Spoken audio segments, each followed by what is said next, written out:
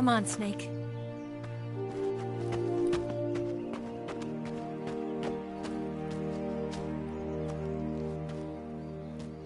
We made it. We made it. Over there.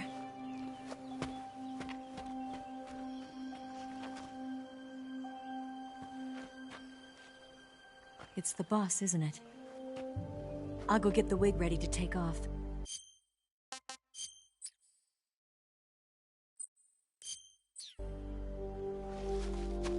Right.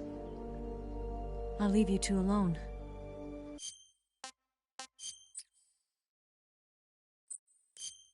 come back in one piece, okay?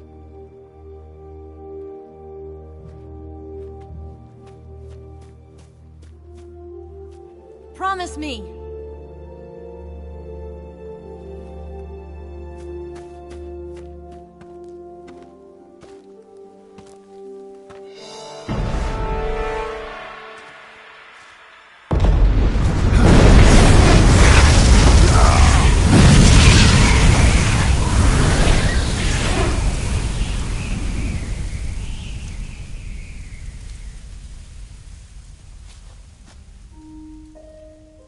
Life's end. Isn't it beautiful? It's almost tragic. When life ends, it gives off a final lingering aroma. Light is but a farewell gift from the darkness to those on their way to die. I've been waiting, Snake, for a long time. Waiting for your birth, your growth, and the finality of today. Boss. Why are you doing this? Why?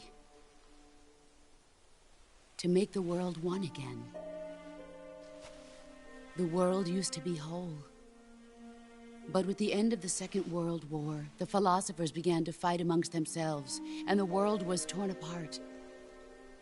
The Cobras, my comrades who trained and fought alongside me, were torn apart as well. The foibles of politics and the march of time can turn friends into enemies just as easily as the wind changes. Ridiculous, isn't it? Yesterday's ally becomes today's opposition. And this Cold War? Think back. When I was leading the Cobras, America and Russia were fighting together. Now, consider whether America and Russia will still be enemies in the 21st century. Somehow I doubt it. Enemies change along with the times, the flow of the ages, and we soldiers are forced to play along.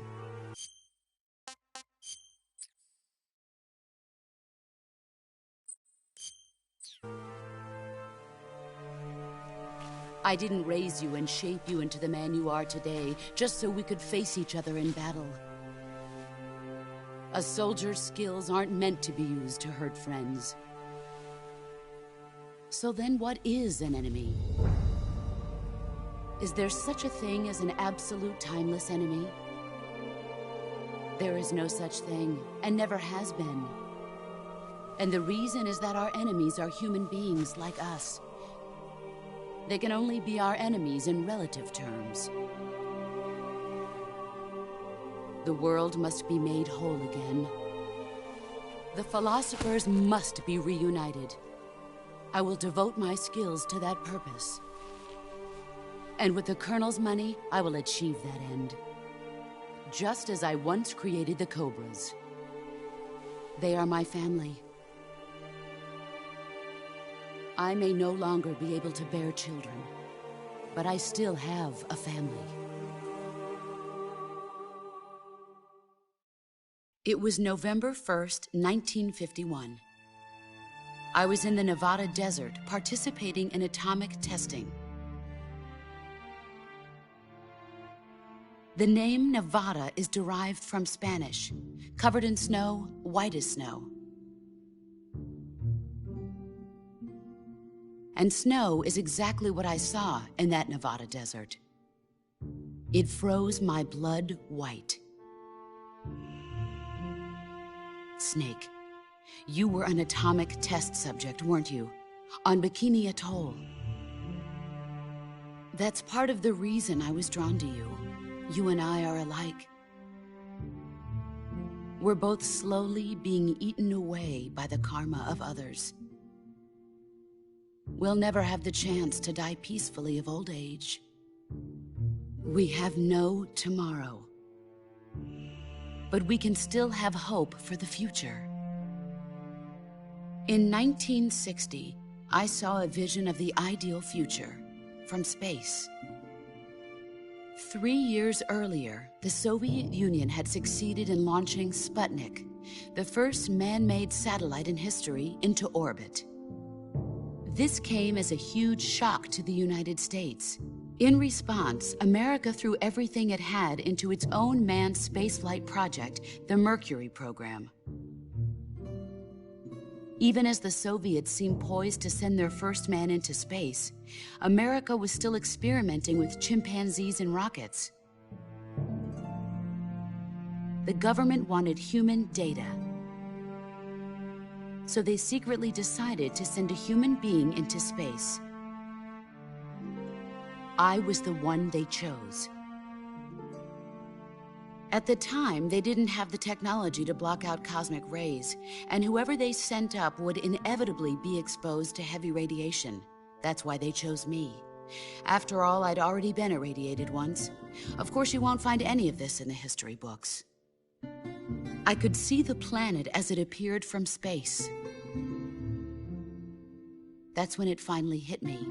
Space exploration is nothing but another game in the power struggle between the US and the USSR.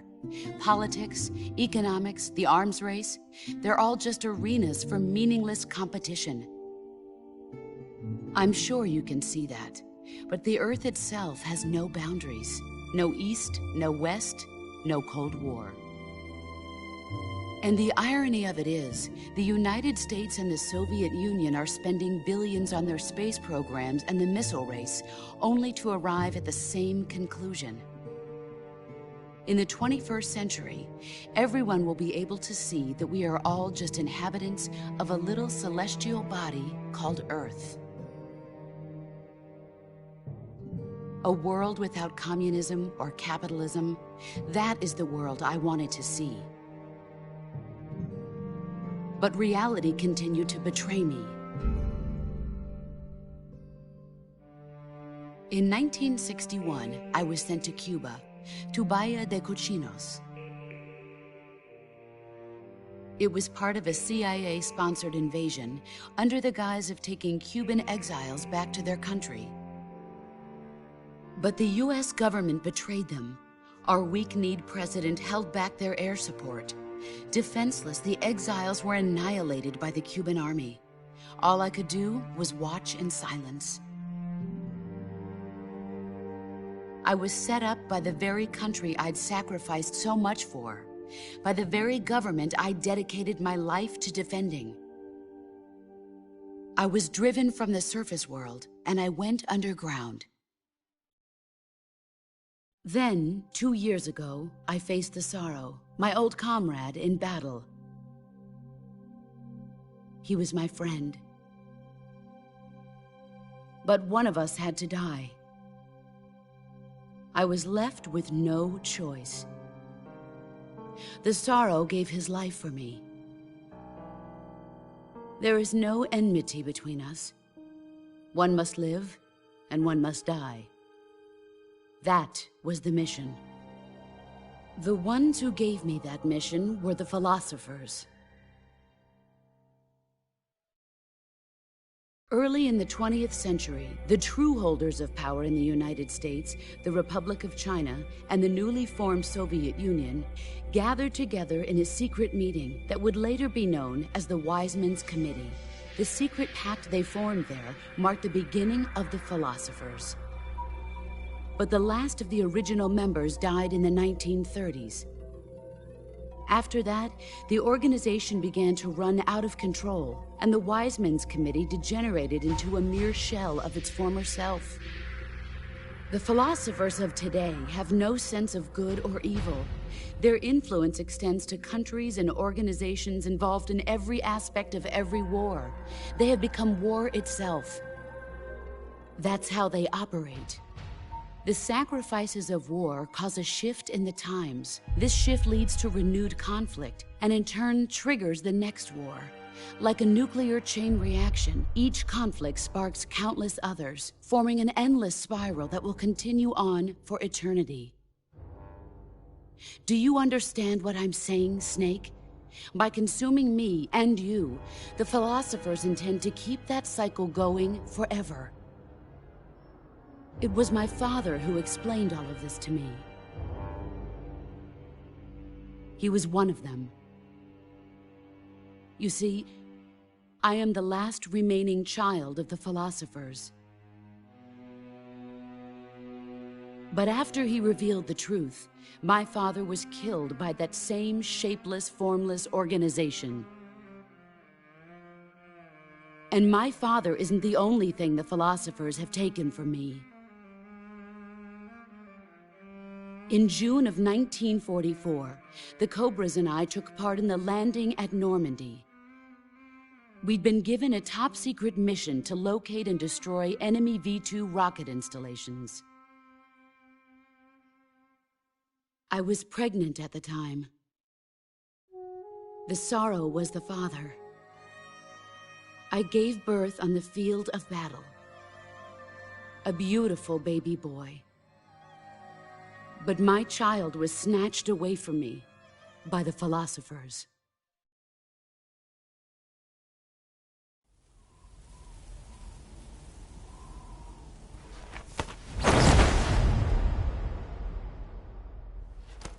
Look at this scar.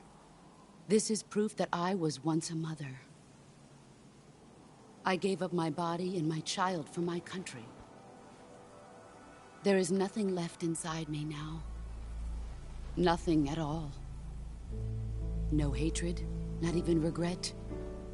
And yet sometimes at night, I can still feel the pain creeping up inside me, slithering through my body like a snake.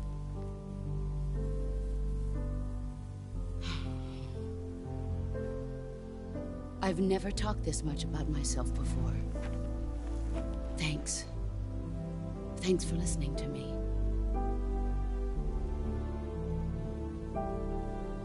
I feel content. Snake? Commence the operation. I raised you. I loved you. I've given you weapons, taught you techniques, endowed you with knowledge. There is nothing more for me to give you. All that's left for you to take is my life, by your own hand. One must die, and one must live. No victory, no defeat. The survivor will carry on the fight. It is our destiny. The one who survives will inherit the title of boss. And the one who inherits the title of boss will face an existence of endless battle. I'll give you 10 minutes. In 10 minutes, MiGs will come and bomb the hell out of this place. If you can beat me in less than 10 minutes, you'll be able to escape in time. Let's make this the greatest 10 minutes of our lives, Jack. Boss.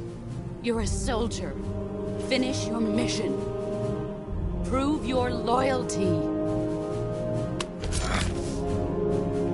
Face me. I come.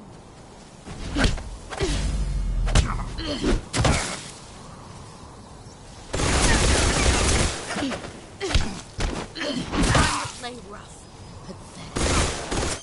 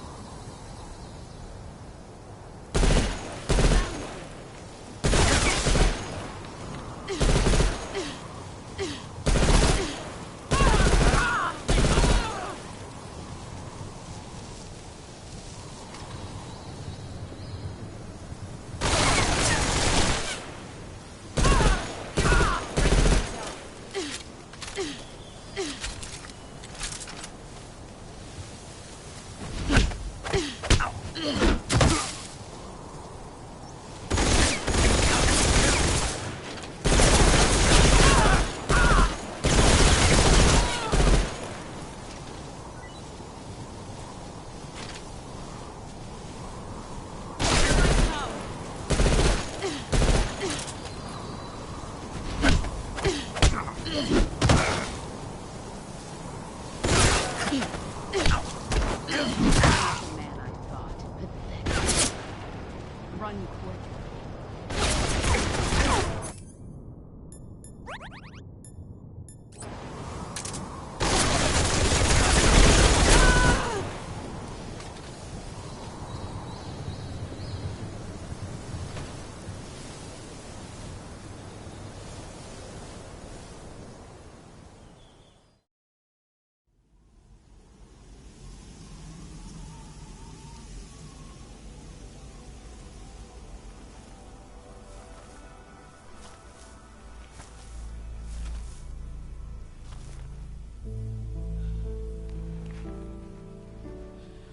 Take this.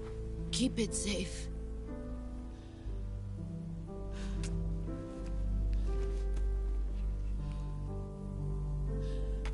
It's our only hope.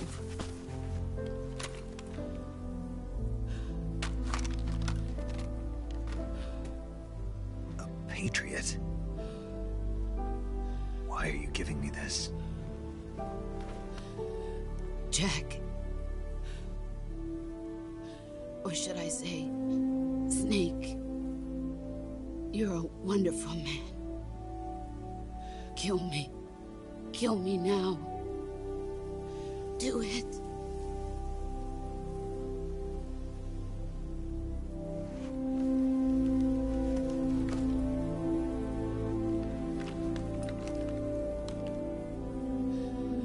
There's only room for one boss and one snake.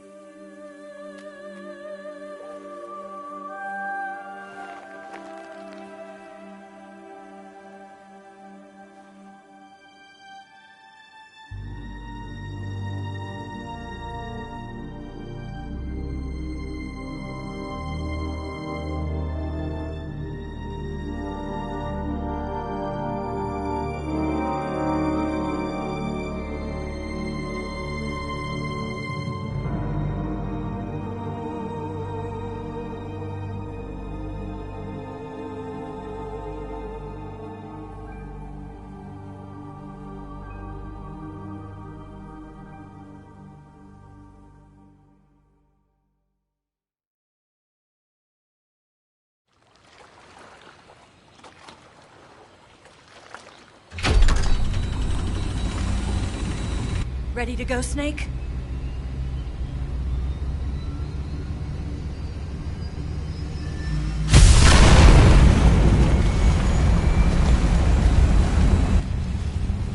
Are you okay? Snake? Yeah.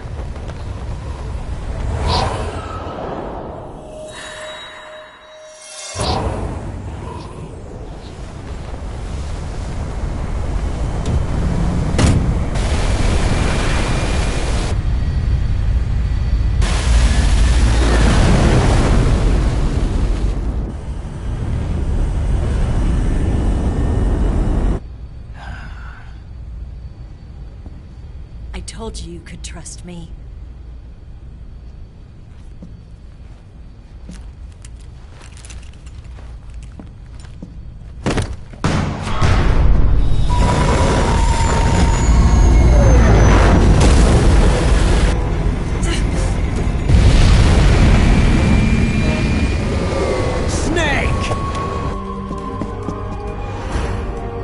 Ocelot!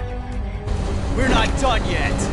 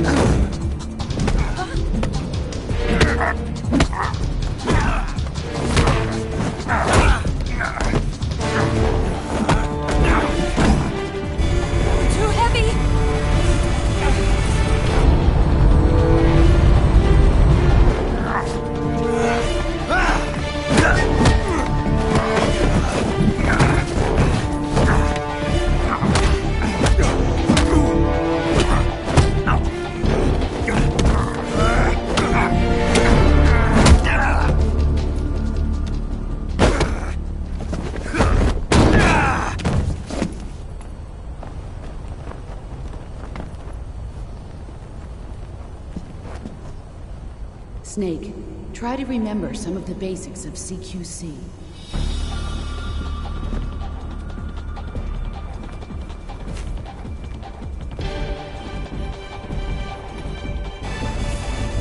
Not good!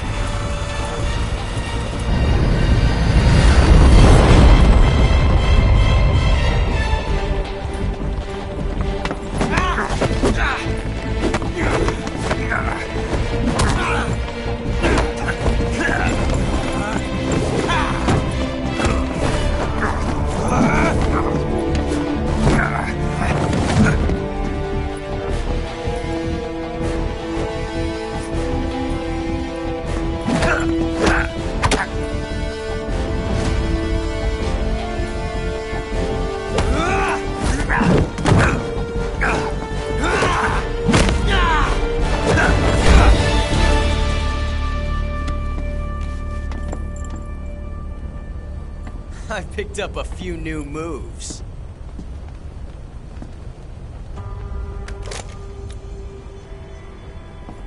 Huh. It doesn't feel right to shoot an unarmed man.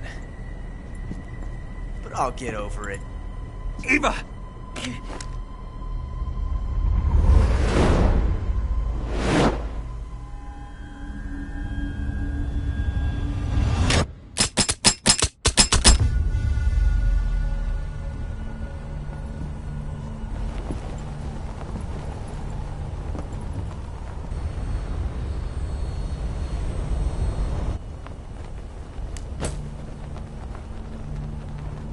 What do you say to one last showdown? Yeah, all right.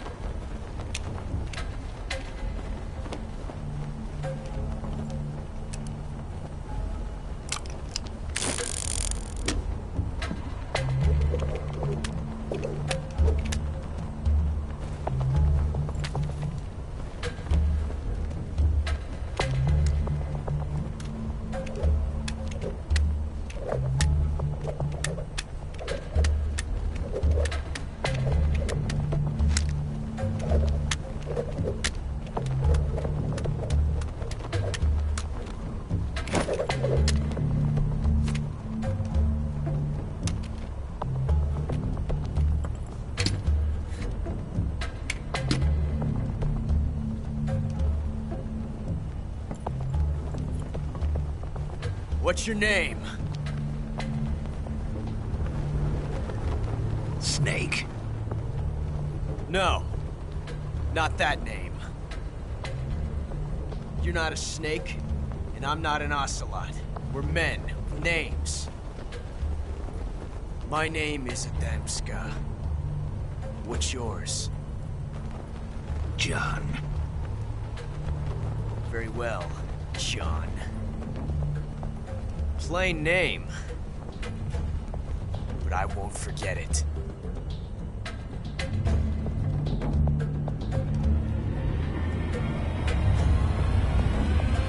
Come on!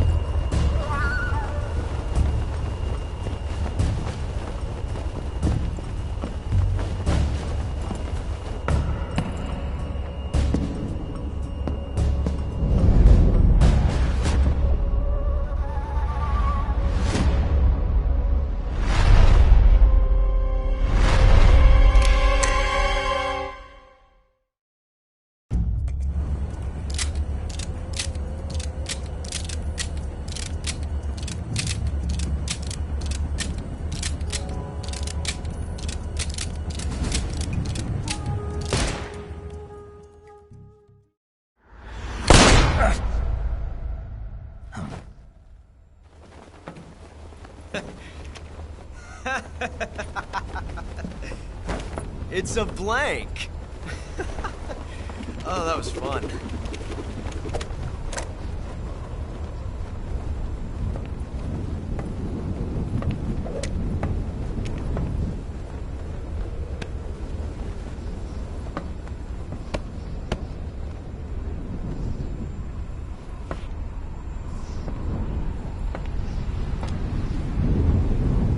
Until we meet again, John.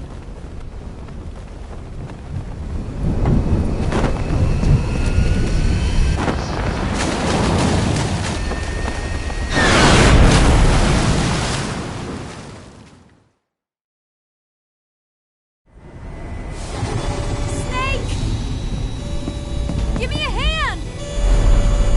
Pull!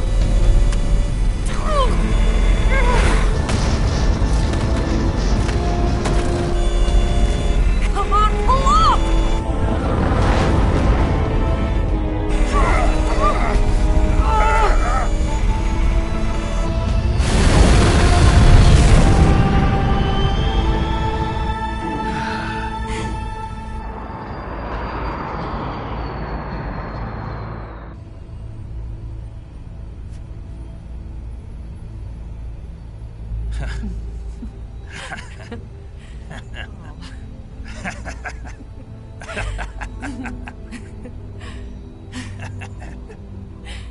We made it. Yeah, we sure did.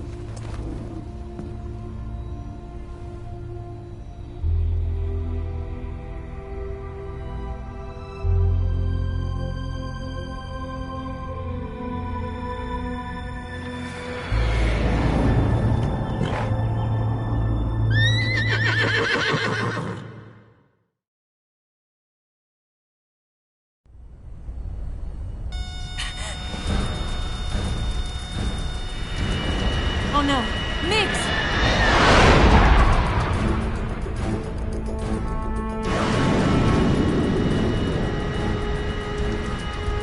There's no way out! What are we gonna do? We've come too far to let them stop us now. Those things have got to be armed. It's no use. There's no way we can outmaneuver them.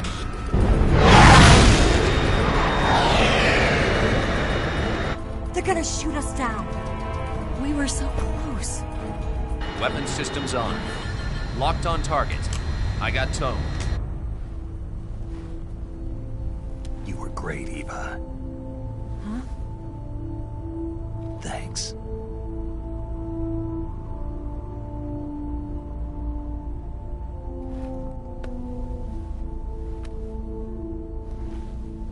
Oak 19, this is Control.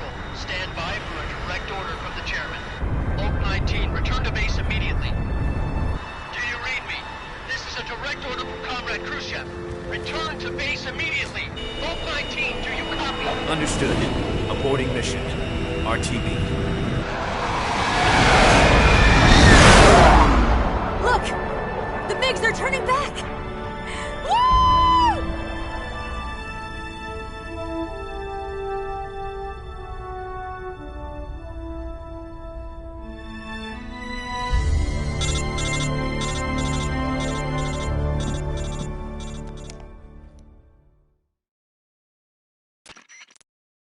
Well done, Snake.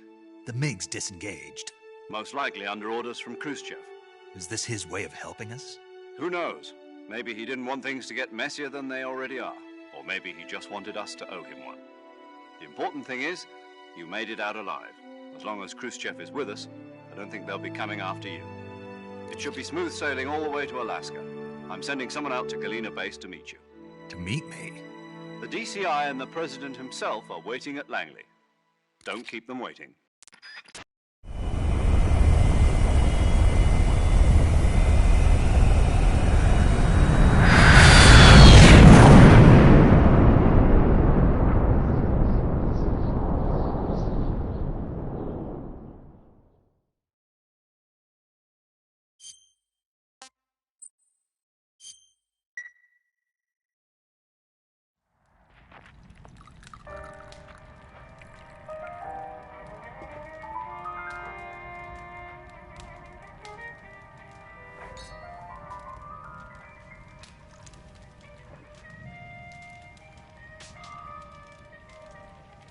So what are you going to do now? Go back to the KGB? What do you want me to do? Did you ever think about coming back to America? I can't go back. I've left America behind me. But you saved this country. I didn't do it alone.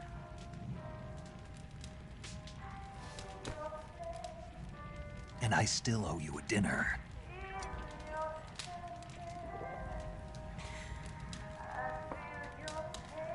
Is that part of your mission too? Or is it an order? Or is it an invitation?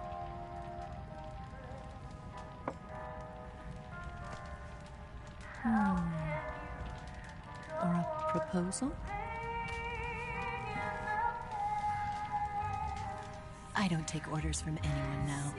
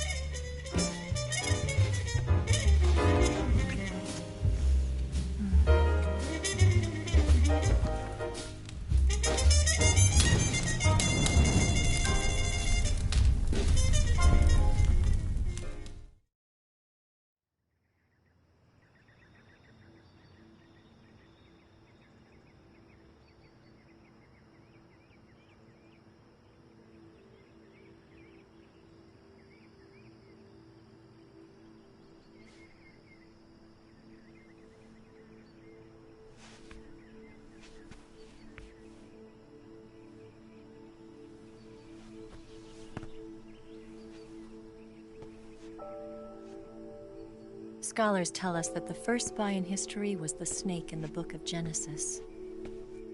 In that story, it was Eve who was tempted by the snake in the Garden of Eden. But this time around, it was I who tempted the snake and got away with the forbidden fruit of knowledge. Forgive me, Snake.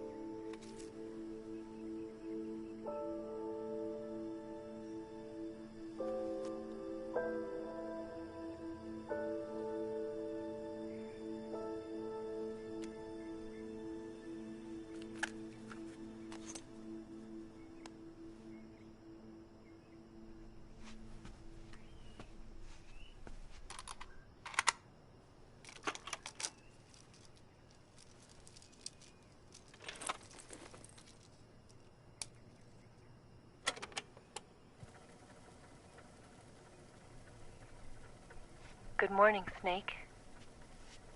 I hope you slept well.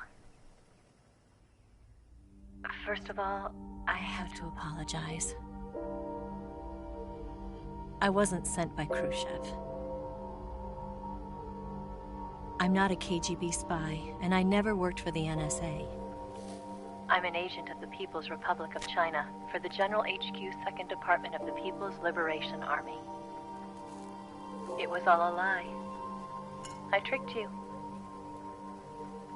And I'm sorry.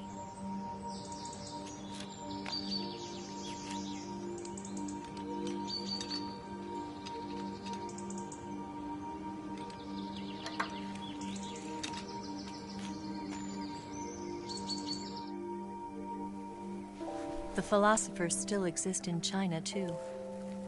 You see, my mission was to find out where Volgin was hiding the philosopher's legacy and steal it.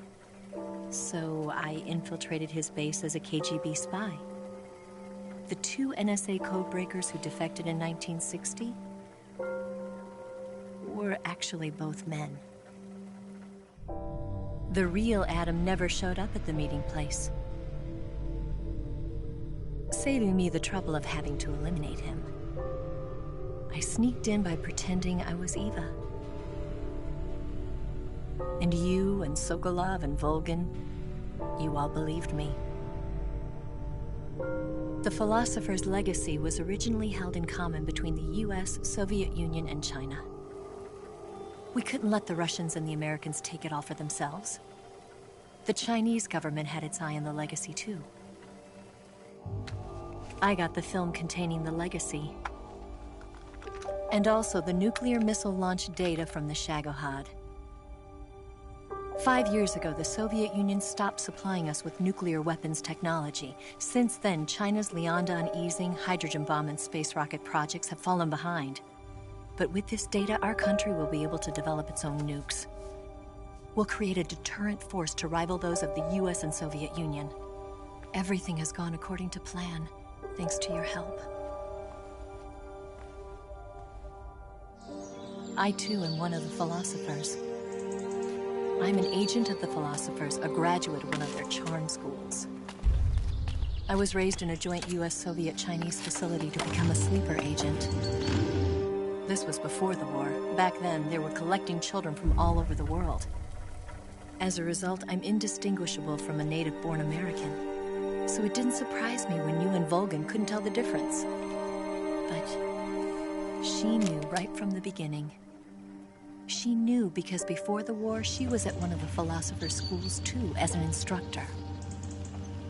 The boss was the only one I couldn't fool. She was the only one who knew I was a fake. She told me everything. Why did she open her heart to me like that? At the time, I couldn't understand it. But now, I think I do. Snake. She wanted you to know the truth. She chose me to tell you. That's why she saved my life. I've lied to you so many times, but not this time. My orders from the government were to obtain the legacy and to eliminate everyone who knew the truth about what happened. In other words, I'm supposed to kill you.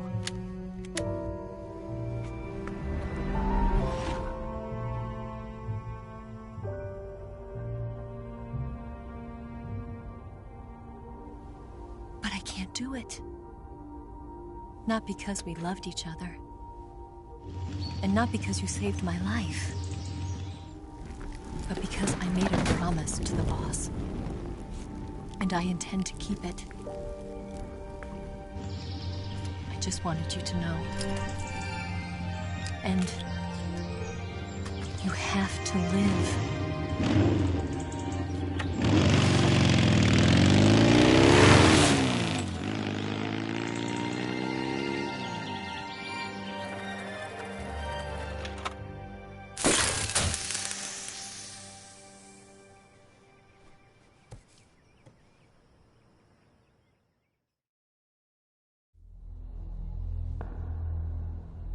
Snake, Listen to me.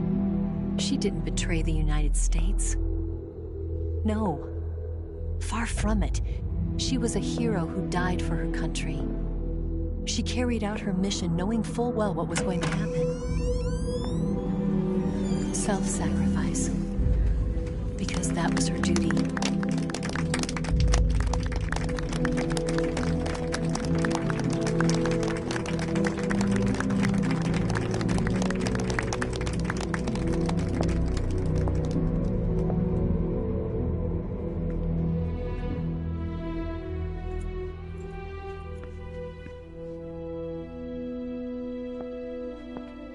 You are above even the boss. I hereby award you the title of Big Boss.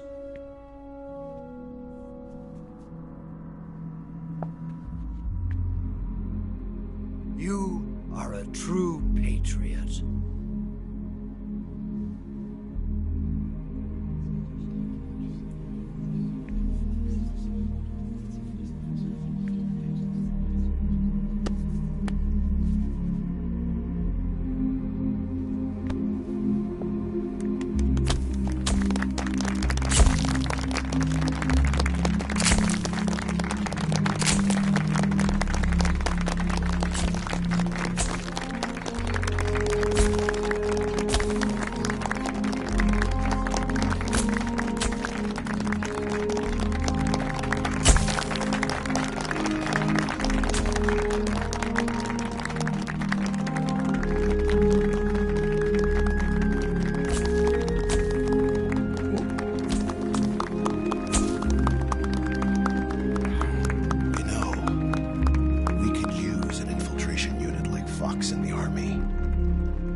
Someone like him to handle our top secret sneaking missions for us.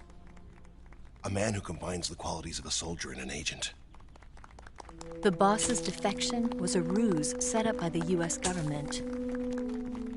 It was all a big drama staged by Washington so they could get their hands on the philosopher's legacy. And the boss was the star of the show.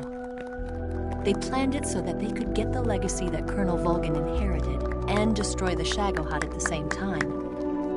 Only a legendary hero like the boss could have earned Volgin's trust.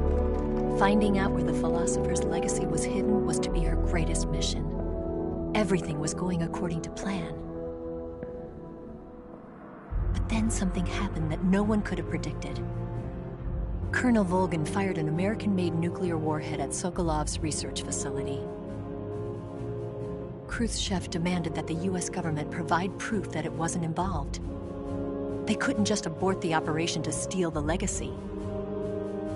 So the operation itself was greatly expanded and revised. The authorities in Washington knew that in order to prove its innocence, they'd have to get rid of the boss, and that one of their own would have to do the job. The public couldn't be allowed to find out about it. Not ever. This, they concluded, would be the best way to keep the whole thing under wraps. The boss wouldn't be allowed to come back home alive, and she wouldn't be allowed to kill herself. Her life would be ended by her most beloved disciple. That was the way the government wanted it. That was the mission she was given, and she had no choice but to carry it out. Her death at your hands was a duty she had to fulfill. Out of duty, she turned her back on her own comrades. A lesser woman would have been crushed by such a burden. The taint of disgrace will follow her to her grave. Future generations will revile her. In America as a despicable traitor with no sense of honor. And in Russia as a monster who unleashed a nuclear catastrophe. She will go down in official history as a war criminal. And no one will ever understand her. That was her final mission. And like a true soldier, she saw it through to the end. But I think she wanted you of all people, to know the truth.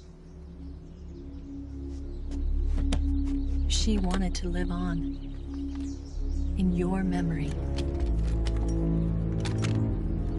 Not as a soldier, but as a woman. But she was forbidden to tell you herself. And that's why she told me. Snake, history will never know what she did. No one will ever learn the truth. Her story, her debriefing, will endure only in your heart.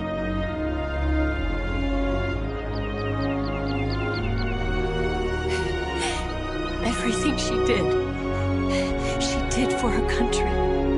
She sacrificed her life and her honor for her native land. She was a real hero. She was a true patriot.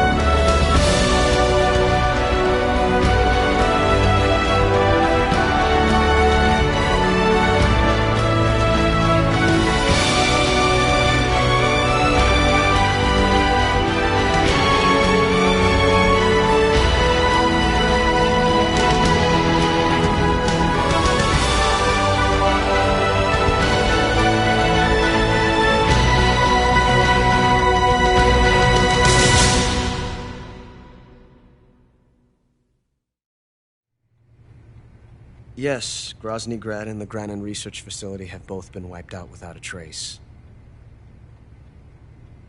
I understand, sir, but they were necessary sacrifices. Yes, the CIA has taken care of the boss themselves. I believe the White House will be satisfied. Khrushchev is finished. Your time has finally arrived.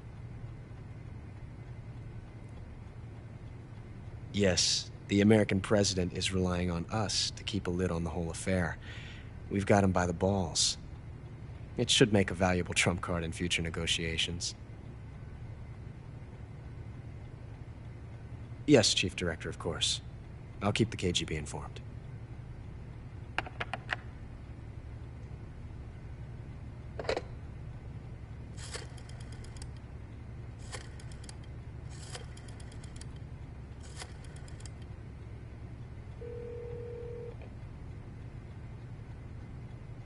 Yes, it's me. The boss has accomplished her mission. The philosopher's legacy is now safely with us, in America's hands. With this money, yes, the philosophers can finally be revived. The film we handed the Chinese was a fake. Peking must be in an uproar right about now. I'm afraid so. Only half the money has made it back to the United States. The KGB must still have part of the legacy. Yes, the weapon has been reduced to ashes. That's right. Grozny Grad has been obliterated by the Davy Crockett we brought in as well. Yes, that was the boss's work too. Speaking of which, I've obtained something from Granin that you might find interesting. It's a revolutionary new nuclear attack system. Perhaps it might just come in handy someday. Yes, we have Snake to thank for that. Khrushchev believed it as well.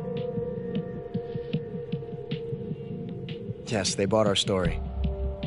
I don't think they'll be making a fuss. The secondary alert has been lifted as well. And the Soviets still haven't discovered my true identity.